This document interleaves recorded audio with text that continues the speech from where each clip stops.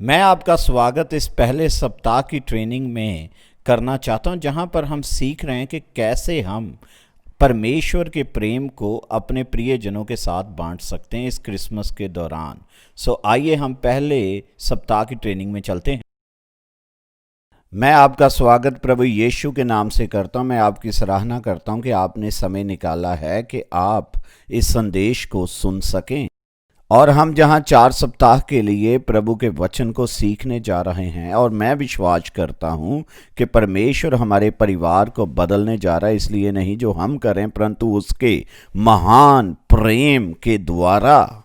परमेश्वर हमसे प्रेम करता है और हम उसी के विषय में बात करने जा रहे हैं। उसका प्रेम जो आपके परिवार के लिए है, आपके दोस्तों के लिए है, उन लोगों के लिए जिन्हें आप प्रेम करते हैं। हम 4 बातों के ऊपर चर्चा करने जा रहे हैं और सबसे पहले है प्रार्थना, और हम इसी के ऊपर इस पहले सेशन में बात करेंगे। उसके पश्चात हम बात करेंगे बांटना, कि कैसे हम परमेश्वर के प्रेम को दूसरों के साथ बांट सकते हैं जो उसने हमारे जीवन में किया है। और उसके पश्चात तीसरी बात है बताना, कि हम दूसरों को बताते हैं कि परमेश्वर ने हमारे जीवन में क्या किया है, ताकि वह भी प्रभु यीशु पर विश्वास कर सके। और चौथी बात है निमंत्रण देना, कि हम लोगों को निमंत्रित करते हैं कि वह आएं और प्रभु यीशु के प्रेम का अनुभव कर सकें। आए हम शुरू करते हैं, और सबसे पहले हम प्रार्थना के विषय में बात करना चाहते हैं। और प्रार्थना मेरे विचार में सबसे बड़ी बुनियादी बात है जिसको हम कभी भी अपने मसीही जीवन में कर सकते हैं। प्रार्थना क्या है, हम इसके विषय में चर्चा करेंगे, और इसे हम 2 रीति से देखने जा रहे हैं। सबसे पहले हमने बात करनी है कि प्रार्थना करेंगे हम परमेश्वर के प्रेम से भर जाएं। परमेश्वर हमें भरना चाहता है, परमेश्वर हमें शक्ति देना चाहता है, परमेश्वर हमें अपने प्रेम से भरना चाहता है। हम कैसे परमेश्वर के प्रेम से भर सकते हैं, और दूसरी बात है कैसे हम दूसरों के लिए प्रार्थना करें, उन लोगों के लिए जिनसे आप प्रेम करते हैं। सबसे बड़ा उपहार जो आप अपने मित्रों को दे सकते हैं वह प्रार्थना। जब आप उनके लिए प्रार्थना करेंगे तो परमेश्वर असाधारण कार्य करेगा। और आइए सबसे पहले शुरू करते हैं अपने लिए, स्वयं के लिए प्रार्थना करना, और कैसे हम प्रार्थना करेंगे हम परमेश्वर के प्रेम से भर जाएं। सबसे पहले प्रार्थना क्या है, हमें समझना पड़ेगा कि प्रार्थना है 2 दिलों का वार्तालाप। यह मनुष्य का दिल है और परमेश्वर का दिल है। सबसे पहले हमें समझना होगा कि हमारा दिल स्वार्थी है, दुष्ट है, गंदगी से भरा है, परंतु परमेश्वर का दिल बड़ा है, प्रेम से भरा है, वो हमसे प्रेम करने वाला है। तो इन 2 दिलों में से आपके विचार में हमें किस हृदय के ऊपर ध्यान देना चाहिए? मैं आपसे कहूँगा कि हमें परमेश्वर के हृदय के ऊपर ध्यान देना चाहिए। हमें उसका दिल ढूंढना चाहिए, क्योंकि जब हम उसका हृदय ढूंढेंगे तो हम परमेश्वर को पाएंगे। जब आप ऐसे परमेश्वर की उपस्थिति में आते हैं जो प्रेम है, तो आप वहाँ से जब बाहर जाएंगे तो आप प्रेम से भरकर जाएंगे। आपको उसके पास आना चाहिए और उसके सामने समर्पित होना चाहिए। इसका क्या अर्थ है परमेश्वर के प्रेम से भरना? सबसे पहले आपको अपना जीवन पवित्र आत्मा को पूर्ण रीति से समर्पित करना होगा। उसे अनुमति दें, क्योंकि वह जानता है कि आपके जीवन के लिए सबसे अच्छा क्या है। तो आप अपना जीवन पवित्र आत्मा को समर्पित करें और पवित्र आत्मा के नियंत्रण के अधीन अपने जीवन को दें, क्योंकि जब आप पवित्र आत्मा से भरेंगे आप परमेश्वर के प्रेम से भरेंगे। बाइबल हमें प्रेरितों के कार्य उसके 1:8 में कहती है कि तुम सामर्थ पाओगे और तुम मेरे गवाह ठहरोगे, पहले यरूशलेम में, फिर यहूदिया में, और फिर सामरिया में, और उसके पश्चात संसार के कोने कोने तक तुम मेरे गवाह होगे। इसका आरंभ होता है जब आप पवित्र आत्मा के सामने आते हैं और कहते हैं परमेश्वर मुझे पवित्र आत्मा से भर दे। और जब आप परमेश्वर के आत्मा से भर जाते हैं तो आप परमेश्वर के प्रेम से भर जाते हैं। क्या आप जानते हैं बाइबल क्या कहती है? बाइबल कहती है कि आत्मा का फल है प्रेम, आनंद, शांति, धीरज। और जब आप परमेश्वर के प्रेम से भरे होते हैं, जब आप पवित्र आत्मा से भरे हैं, तो आपके भीतर परमेश्वर का प्रेम आएगा, आपके भीतर परमेश्वर का हयाव आएगा, परमेश्वर की दलेरी आ जाएगी। बाइबल बताती है कि सिद्ध प्रेम हर प्रकार के डर को निकाल देता है। जिस कारण हम लोगों को प्रभु के विषय में नहीं बताते हैं वह है डर। हम डरते रहते हैं कि कोई क्या कहेगा। मैं आपको कहता हूं, जब आप परमेश्वर के प्रेम से भरेंगे तो जो डर है वो हमें भीतर दिखाता है, परंतु प्रेम हमें बाहर दिखाता है। आप दूसरे लोगों के साथ प्रेम को बांटना चाहेंगे, और जब आप दूसरों से प्रेम करते हैं, आप दूसरों की सहायता करनी चाहते हैं, आप दूसरों के लिए जीना चाहते हैं, आप दूसरों के साथ सेवा करना चाहते हैं, सबसे पहली बात है कि आपको परमेश्वर के प्रेम से भरना है, उसके आत्मा से भरना है। पवित्र आत्मा आपके जीवन का नियंत्रण ले ले और वह आपको भर दे।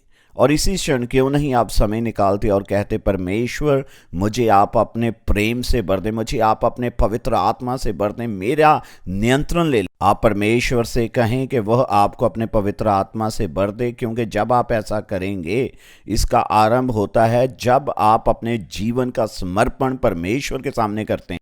और जब आप ऐसा करेंगे तो आप परमेश्वर के प्रेम से इस रीति से बढ़ जाएंगे। आप लोगों से ऐसे प्रेम करेंगे जैसे कभी नहीं किया। यह पहली बात है कि हमें परमेश्वर के प्रेम से बड़े होना चाहिए।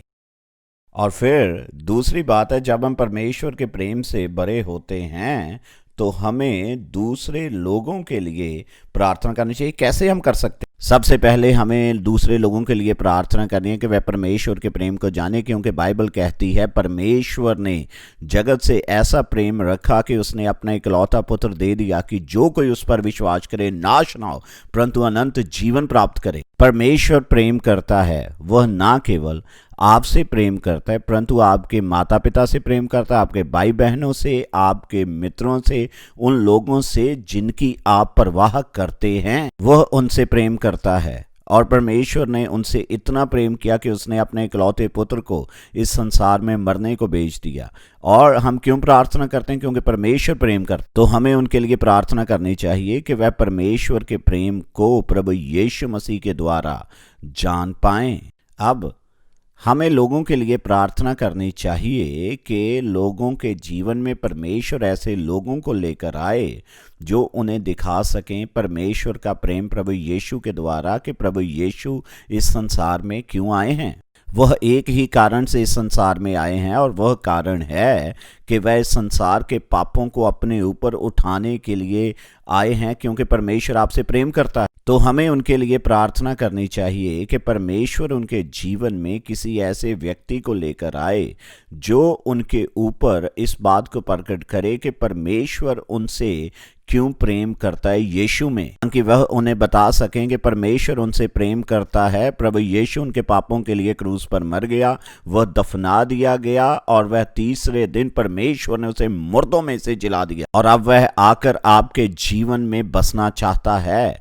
और हमें ऐसे प्रार्थना करनी चाहिए कि परमेश्वर किसी को भेजे कि वह उन्हें प्रभु यीशु के प्रेम के विषय में बता। हम थोड़े समय में इसके ऊपर चर्चा करेंगे कि आप वह व्यक्ति हैं जो यह बन सकते हैं। परंतु अब मैं तीसरी बात बताना चाहता हूं कि प्रार्थना करें, परमेश्वर उनके जीवन में ऐसी परिस्थितियां लाएं कि जो उन्हें दिखाएं कि उन्हें परमेश्वर के प्रेम की आवश्यकता है।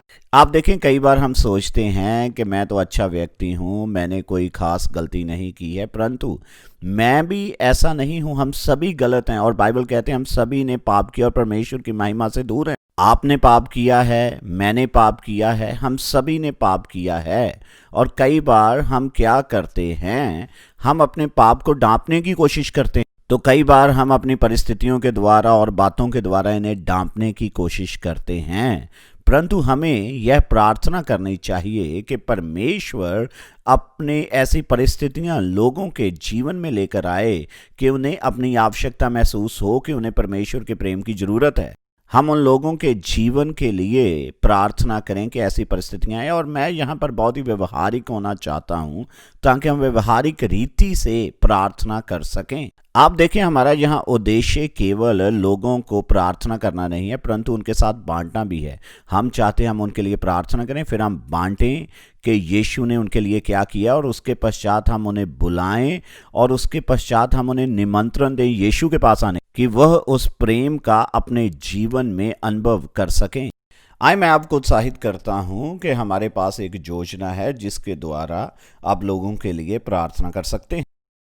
मैं चाहता हूं कि आप एक सूची बनाएं और उस सूची में आप कुछ लोगों के नाम लिखें जिनसे आप प्रेम करते हैं। आपके परिवार के सदस्य हो सकते हैं, आपके दोस्त हो सकते हैं, कम से कम 5 लोग उस सूची में हों जिनके साथ आप प्रभु का प्रेम बांटेंगे। आप इस सप्ताह में और आने वाले सप्ताह में उनके लिए प्रार्थना करें कि वह जाने कि प्रभु यीशु ने उनके लिए क्या किया है। जिस प्रेम का आपने अनुभव किया है उसी प्रेम का वह भी अपने जीवन में अनुभव करें। आइए सबसे पहले मैं अपनी सूची आपको दिखाता हूं और 5 लोग हैं मेरे जीवन में जिनके लिए मैंने प्रार्थना की है और परमेश्वर ने बड़ा कार्य किया। उन सभी के जीवन में भिन्न भिन्न परिस्थितियां आई और उनके जीवन में अलग अलग लोग आए और अलग अलग समय पर वह प्रभु में आए।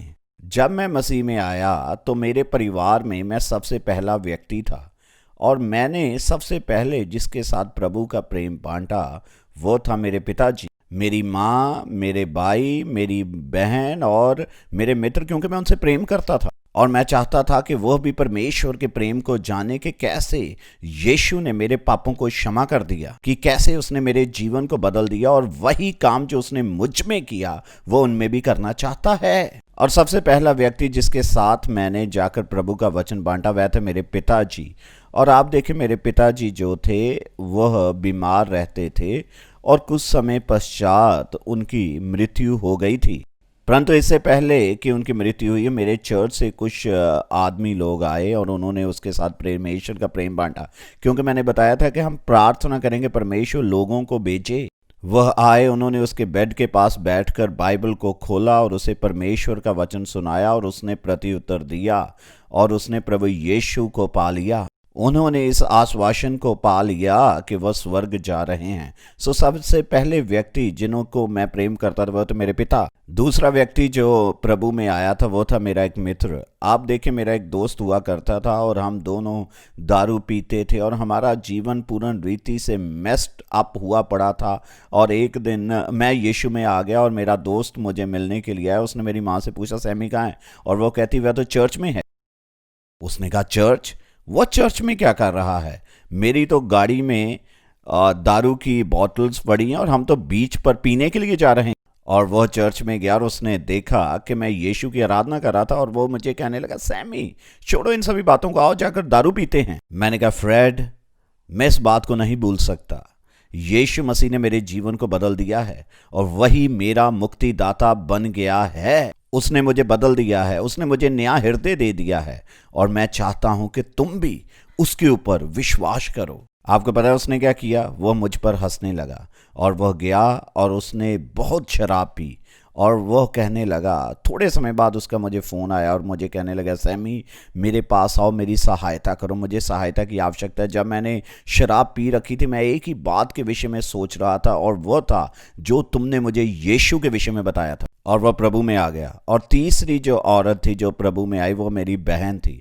और जब बहुत ही अजीबोगरीब परिस्थितियां थी जिसके अधीन वह प्रभु में आई, परंतु 2 लोग बहुत कठिन थे। एक थी मेरी माँ और वह बहुत ही कड़वाहट से भरी हुई थी और उसका एक ऐसा विवाह था जो फेल हो गया था। उसका पति उसका शोषण करता था, वह क्रोध से भरी हुई थी। और जब मैंने उसके साथ प्रभु के विषय में बात की वो कहने लगी मैं इसके विषय में बात नहीं करना चाहती।